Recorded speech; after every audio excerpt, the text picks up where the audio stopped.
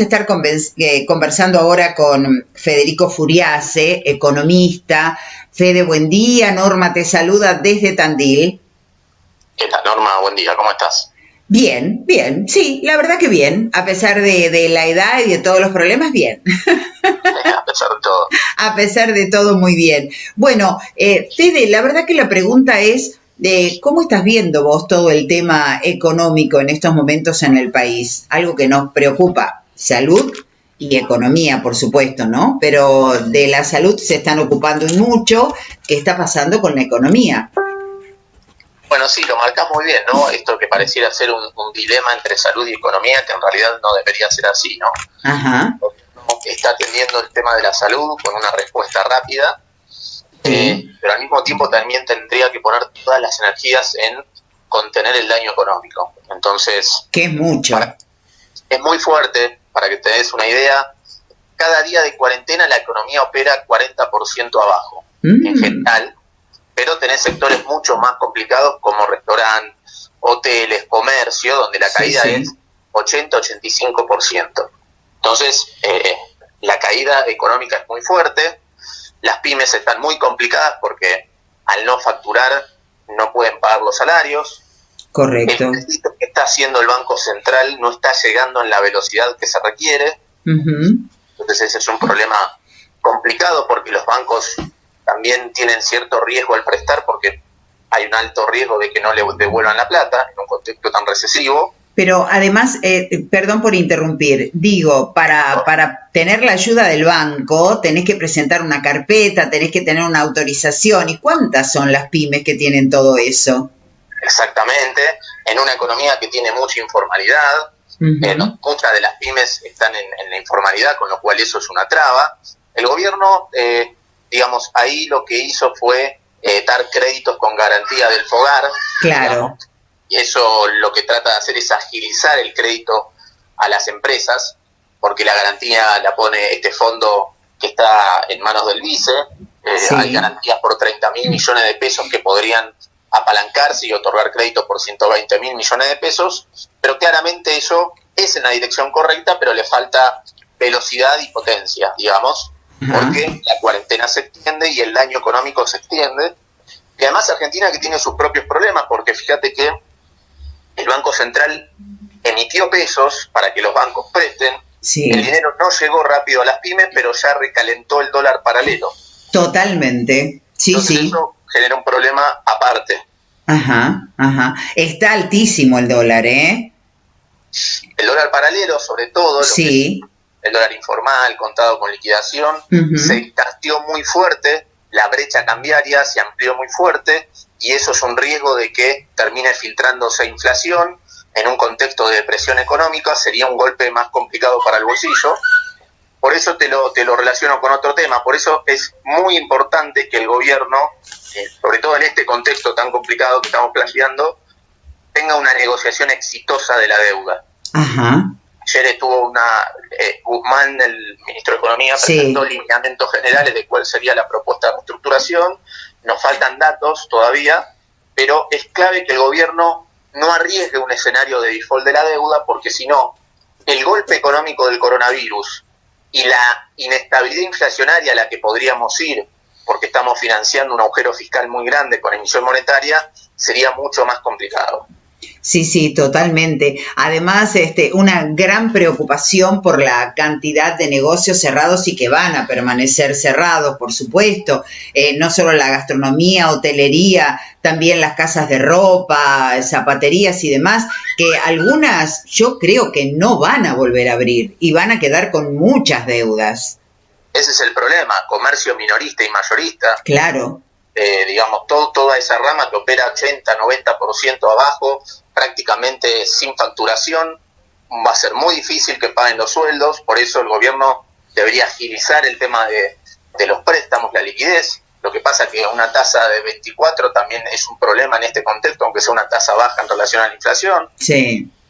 Con lo cual, digo, por eso marcaba lo de negociar la deuda, que eso tiene que salir bien para que Argentina tenga mayor capacidad de recuperación cuando pase todo esto, pero claramente en el camino va a quedar una economía lastimada y eso va a generar un efecto persistente, porque hay empresas que se van a cerrar y no van a volver a abrir, va a haber aumento del desempleo y cuesta volver desde eso. Entonces hay un daño permanente que en una economía argentina que tiene mucha informalidad, que tiene menos margen de maniobra para aumentar el déficit, que no tiene mercado de capitales, todo eso lo va a hacer mucho más complicado, lamentablemente. Sí, va a quedar también el tendal, ¿no? Gente que va a quedar debiendo alquileres, impuestos y demás, y va a tener que bajar las persianas. Yo ya estoy viendo aquí en Tandil muchos negocios con los vidrios cubiertos con papel, como diciendo, bueno, no sé de esta si volvemos, porque hay empleados que necesitan cobrar su sueldo, que no lo están haciendo, se está atrasando el pago de los 10.000 pesos, se atrasó el pago de los 3.000 pesos que le daban a los jubilados porque la mayoría no los ha cobrado. Es una situación realmente muy complicada.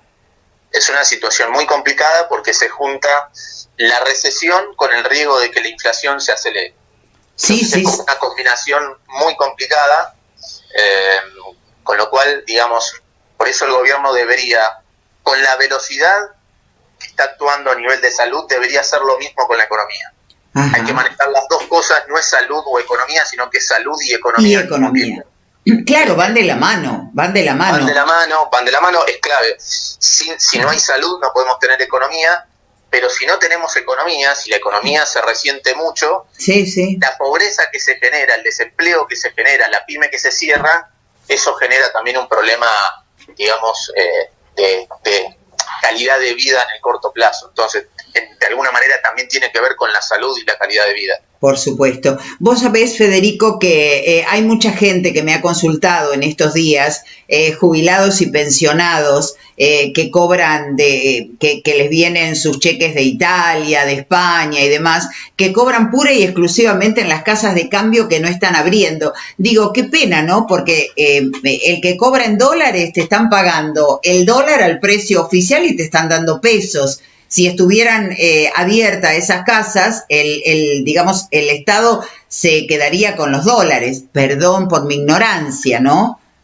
Sí, la verdad que ese es un problema tiene que ver un poco con la informalidad de la economía, con que no tiene desarrollado la tecnología financiera para que el jubilado no tenga que salir de su casa y le depositen la plata directamente en una cuenta. Entonces, sí.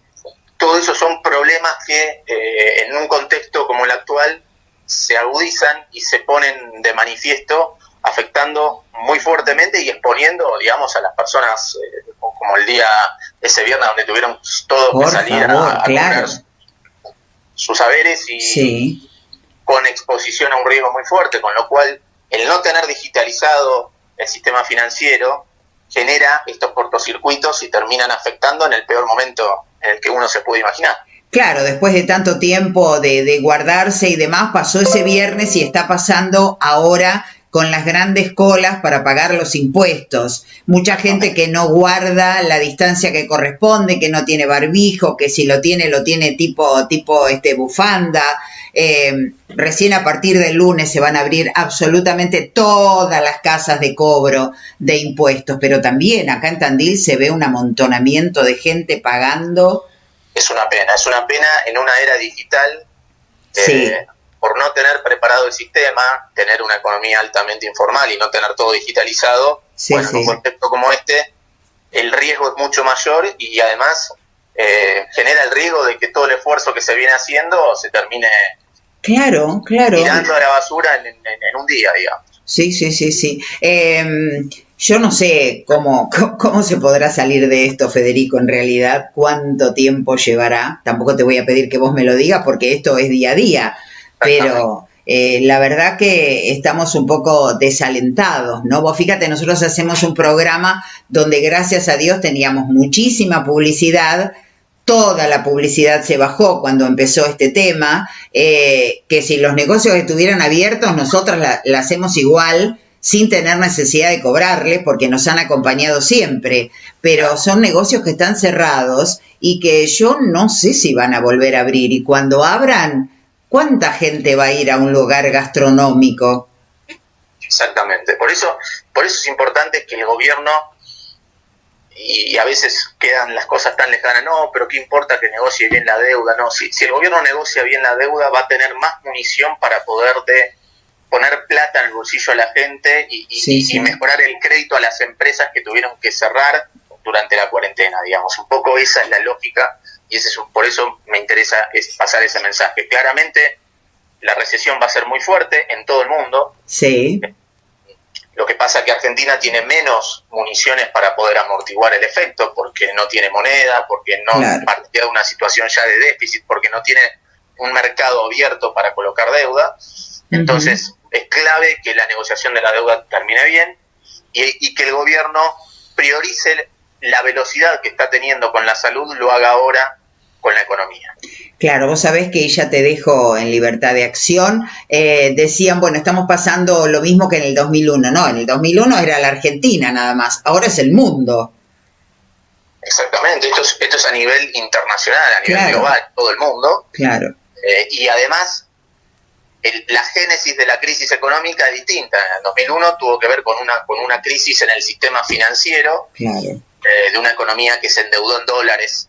Nosotros ya veníamos de esa crisis y esto lo que tiene es una economía donde la gente tiene que estar guardada en cuarentena, deja de ir a trabajar, las empresas entonces no facturan y se genera todo un problema, un efecto dominó en la cadena de pagos. Claro. Bueno, la génesis del golpe viene por otro lado y claramente la economía va a tener una caída muy fuerte y lo importante es que el gobierno pueda mantener los engranajes de la economía lo más parecido a, digamos, en funcionamiento dentro de las restricciones para dejarla preparada para que pueda reactivarse lo más rápido posible cuando la salud encuentre una respuesta en términos de vacuna, en términos de algún tratamiento o que baje, digamos, la curva del virus.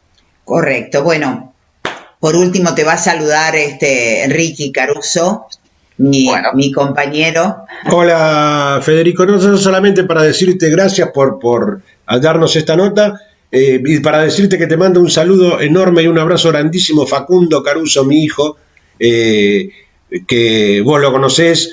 Y le quería mandar yo a tu hermana Antonella también un saludo grandísimo, que hace 20 años estuvo con nosotros en la radio junto con Yamila Copalé, cuando querían cantar. Así un abrazo grande a Facu.